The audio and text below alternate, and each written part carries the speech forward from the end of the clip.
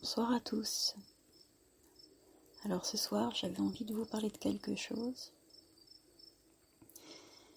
qui concerne le triangle de Karpman. C'est-à-dire qu'en ce moment, et depuis un bon bout de temps en fait déjà maintenant, je vis un phénomène qui est assez frustrant et j'arrive pas à trouver sur internet des témoignages de ça. Et je me suis dit que j'allais vous en parler, que peut-être ça allait vous intéresser et que j'aurais peut-être en retour vos témoignages.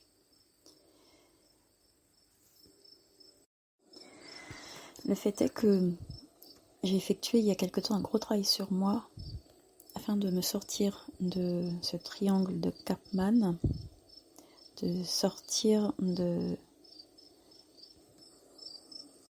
ce jeu de manipulation psychologique ce jeu qui est fait de manière inconsciente la plupart du temps, mais qui peut être conscientisé. Donc moi, à un moment donné de ma vie, j'ai réalisé que je me plaçais en victime. Alors en fait, c'est quelqu'un qui me l'a dit dans le cadre de ma thérapie de groupe. Donc effet miroir chéri. Oui, j'adore ça, travailler avec l'effet miroir. On apprend énormément des autres. Et quelqu'un un jour m'a dit mais tu te victimises. Alors ce quelqu'un en plus c'était une personne de laquelle j'étais assez proche, en qui j'avais confiance. Et quand elle m'a dit ça, j'étais vraiment pas contente. Quand elle m'a dit Céline, tu te victimises, je disais mais je suis une victime. Parce que oui, effectivement, certes, la situation concernée faisait que oui, quelqu'un s'était mal conduit avec moi, c'est vrai. Mais moi, je voyais pas ma part de responsabilité en fait. Et du coup, en fait, j'ai accepté. Quand on m'a dit Céline, tu te victimises, je l'ai accepté. Ça s'est pas fait comme ça, hein. Parce que j'en ai pris, je l'ai très très mal pris. Mon ego n'était pas content du tout. Donc j'étais un peu en mode quoi, moi je me victimise. Mais du coup, j'ai pris en considération, j'ai accueilli ce qu'on m'a dit. Je fais taire mon ego et je me suis observée, voilà, avec du recul et j'ai observé en fait ce que je faisais en fait dans cette situation-là. Et j'ai demandé aussi aux autres de m'éclairer, de me dire ce qui faisait que je me posais en victime dans cette relation. Et ensuite, j'ai remarqué lors d'une autre relation amicale, c'était même pas une relation amicale, on dit une autre relation, avec une certaine personne, que je rejouais un certain schéma. Je m'en suis pas aperçue tout de suite, hein. C'est quand j'ai vu que la situation me déplaisait et que je me suis dit mais en fait je suis en train de rejouer encore ce schéma. Et du coup j'ai compris pourquoi je rejouais ce schéma et à mon insu, c'est-à-dire que c'est mon cerveau qui empruntait des chemins connus, des chemins faciles à emprunter pour lui, des automatismes en fait que j'avais intégrés de mon enfance, qui concernaient le rapport avec mon père. C'est-à-dire que mon père était quelqu'un qui était censé m'aimer, qui était censé être la personne qui m'aime le plus au monde avec ma mère. Et malgré tout, c'est quelqu'un qui me faisait du mal. Voilà. Et du coup, dans d'autres relations, avec des garçons, je reproduisais ce schéma-là, c'est-à-dire que quelqu'un qui m'avait donné de l'attention, qui m'avait donné une forme d'amour, à laquelle j'étais une personne envers qui j'étais réceptive et qui me plaisait un tant soit peu, même un tout petit peu, hein, ne serait-ce qu'amicalement. Ou... Voilà, du coup, si cette personne avait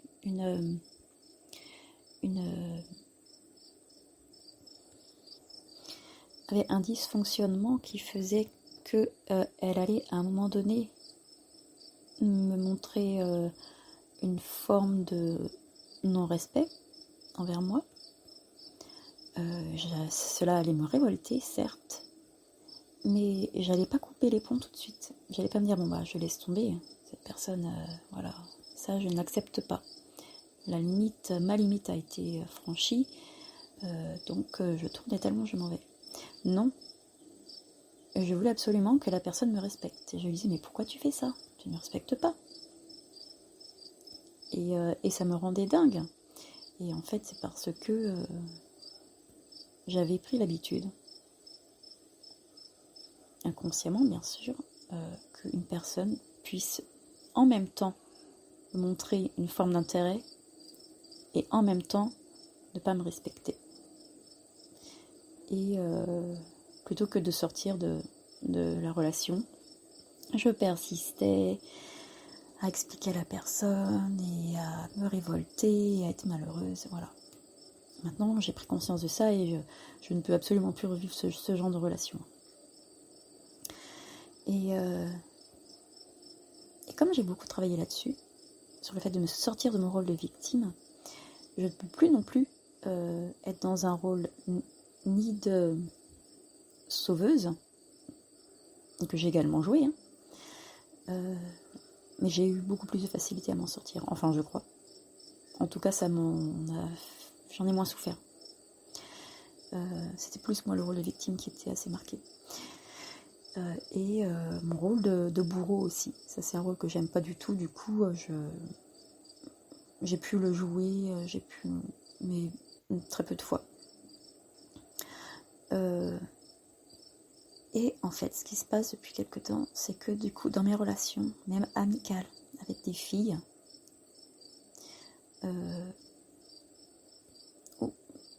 que ce soit mes amis, mes copines ou d'autres relations, d'autres collègues, peu importe. Quand je suis face à des gens, et il y en a beaucoup en fait de gens comme ça, hein, qui sont dans ce triangle de Karpman, dans ce jeu de manipulation, parce que c'est un jeu qui répond à une blessure, une faille, et qui nous empêche d'être nous-mêmes, hein, en fait. Et on se campe dans un rôle, dans un personnage, voilà, plutôt que d'être nous-mêmes. Et il y a énormément de personnes qui font ça, et voilà le problème auquel je suis confrontée depuis quelque temps, et qui se représente en fait très régulièrement, c'est que je me trouve en face de personnes qui se posent en tant que sauveur, et qui du coup, dans la relation, m'amènent, moi, ils me posent d'eux-mêmes en victime. C'est-à-dire que, sans que je ne demande rien, sans que j'émette le besoin d'obtenir une aide de leur part, on me la donne. Donc je suis sûre que ça vous est à tous arrivé, ça, sans que vous ne demandiez rien du tout, quelqu'un vous dise « Mais en fait, tu sais comment il faut faire, alors faut que tu fasses ça, et voilà, faut que tu fasses ça, et ceci et cela. » Alors que vous n'avez rien demandé, vous n'aviez même pas dit que vous ne saviez pas faire la chose. Donc tout de suite, d'office, la personne en face de vous, selon le sujet dont vous êtes en train de parler, va présumer du fait que elle sait, et vous non. Et en fait, du coup, ça fait... Bon, c'est ce qui m'est arrivé là récemment, et ça m'était arrivé déjà avant, hein. Mais là, ça se représente. Et c'est quelqu'un que j'aime beaucoup, une personne que j'aime énormément. C'est pas la première fois que j'en parle de ça, mais voilà, les gens ne peuvent pas changer pour nous, et puis à chacun son chemin. Mais moi, du coup, ça me met énormément mal à l'aise. Et vibratoirement parlant, je le sens quand je l'ai vu avant-hier. J'ai senti dans tout mon corps que ça n'allait pas. Et que moi, du coup, je faisais semblant, en fait. De ne rien dire, voilà, enfin de ne rien voir. Parce que j'ai aussi cette problématique à régler qui est de dire les choses tout de suite. Dans ces cas-là. Et parce que la confrontation me fait peur. Et du coup, je fais semblant. Et je fais semblant de ne pas voir. Mais en dedans, je ressens très bien ce qui se passe. C'est que je suis pas contente. Je me sens pas respectée, je me sens utilisée. Je donne un exemple, en fait, concrètement, ce qui s'est passé. C'est-à-dire, je relate une expérience passée qui date d'il y a au moins 25 ans. Donc, l'expérience est passée, résolue, révolue. J'en ai tiré la leçon, dans le sens où je vois maintenant que ce que j'ai vécu à l'époque, ça a été pour me faire développer quelque chose, notamment l'amour de soi, l'amour de moi à moi. Et donc je relate cette expérience à ma copine. J'ai pas encore fini de lui raconter qu'elle me dit mais et pourquoi t'as pas fait ça? Et t'as pas essayé de faire ça? Et pourquoi t'as pas fait ça? Et alors, enfin, quel est le sens de me demander pourquoi j'ai pas fait ci ou pas fait ça? C'était pas pour me demander des précisions hein, sur ce que j'ai vécu, non. Non, j'ai été interrompue pour qu'elle qu'on me demande. C'est un peu comme si on me jugeait en fait. Mais pourquoi t'as pas fait ça? Mais c'est pas la question en fait, c'était pas le sujet. Donc j'ai fini. Enfin j'ai répondu pourquoi j'ai pas fait ça. Et puis j'ai fini ce que j'avais à dire. Voilà, parce que c'était pas le sujet. Et à un autre moment de la conversation, sur un autre sujet, la personne m'a interrompu pour me dire oh mais tu verras, t'auras qu'à faire ça, et puis ceci et cela, et ça va aller. Et je lui dis non mais t'inquiète pas, je savais très bien ce que j'ai à faire quand c'est comme ça, j'ai des ressources, voilà, donc j'ai expliqué. Voilà, la personne présume inconsciemment, parce que si on va lui dire, elle va dire ah mais non, j'ai très bien que tu sais ce qu'il faut que tu fasses. Mais si elle est honnête avec elle-même, si cette personne-là prend un moment pour se poser et voir ce qui se passe en elle au moment où elle prend la parole pour suggérer des solutions que j'ai pas demandées. Et je dis ça, j'ai vécu la même chose moi-même hein, quand j'étais en mode sauveuse avec mon petit frère. Je le ressentais. Hein, Et d'ailleurs, je l'ai tout fait. Le peu de fois qu'on se voyait, je me disais mais pourquoi elle réagit comme ça? Bah, c'est parce que je l'ai tout fait. Je lui donnais une aide qu'il ne me demandait pas, que moi je pensais dont il avait besoin à ce moment-là. Et lui, il avait besoin de toute autre chose. Et en ce moment, voilà, c'est ça. Je suis confrontée à le fait de ne plus être dans ce triangle Karpman. Parce que moi, mon objectif, c'est d'être libre. Libre d'être qui je suis. Et si je suis en face d'une personne qui m'enferme, qui tente de m'enfermer dans ce rôle, si en plus moi je ne dis rien, comme je fais jusque-là, je dis les choses, mais toujours après coup. Et entre-temps, je le vis mal. Donc si je suis en face d'une personne qui tente comme ça de me maintenir dans ce triangle de Karpman, dans ce jeu de manipulation, la personne donc n'est pas authentique, et moi du coup elle me rend inauthentique, et surtout c'est pas qu'elle me rend inauthentique, c'est qu'elle ne me considère pas pour qui je suis. Elle n'est pas qui elle est, et je ne suis pas qui je suis à ses yeux. Je me sens comme un objet. Je me sens pas entendue parce que la personne me coupe la parole. De toute façon, elle n'écoute pas vraiment ce que j'ai à lui dire.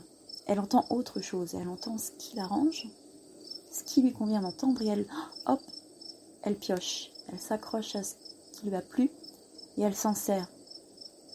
Elle s'en sert pour, hop, se vêtir de son rôle de Superman.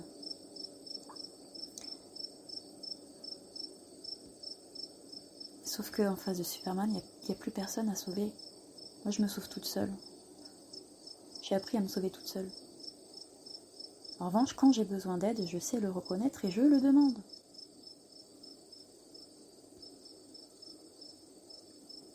Mais je sais me sauver toute seule. Et quand on essaye de me sauver, alors que j'ai pas besoin de l'être, on m'étouffe.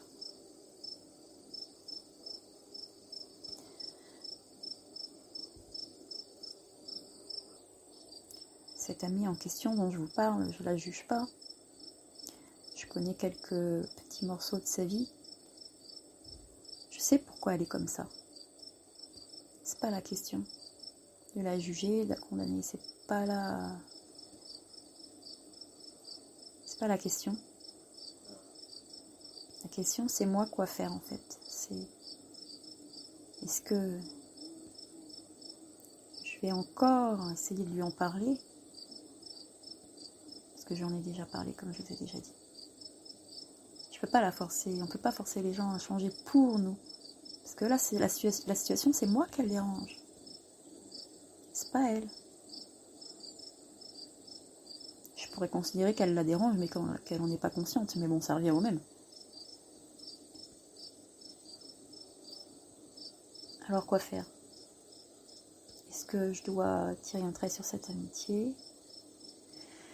Est-ce que... Voilà, quoi faire en fait?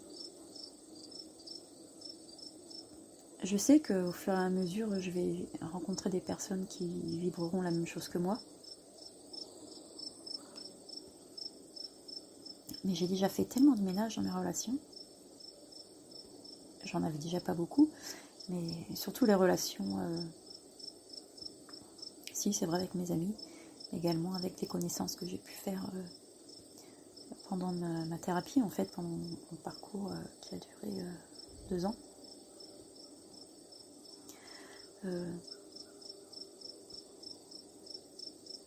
Voilà, j'ai fait le choix de sacrifier, on va dire, des amitiés, plutôt que de sacrifier mon authenticité, mon être authentique, et surtout sacrifier ma liberté d'être qui je suis, en fait, c'est ça. Ça a été très dur, hein, ça s'est pas fait du jour au lendemain, mais... Et je me suis dit, à un moment donné, j'étais au pied du mur, je pouvais plus faire que ça, en fait. Stopper une à une les relations qui ne me convenaient plus, avec lesquelles je ne me sentais plus alignée. Ah ouais, il m'en reste plus qu'une ou deux, du coup. Mais au moins, c'est des gens, quand je leur parle, ils m'écoutent. Je me sens entendue. Et je me sens pas utilisée pour penser leurs blessures narcissiques, leurs failles. Et voilà. Voilà, je crois que j'ai dit le gros de ce que j'avais à dire par rapport à ça. J'aimerais beaucoup avoir des retours. Ça me plairait énormément.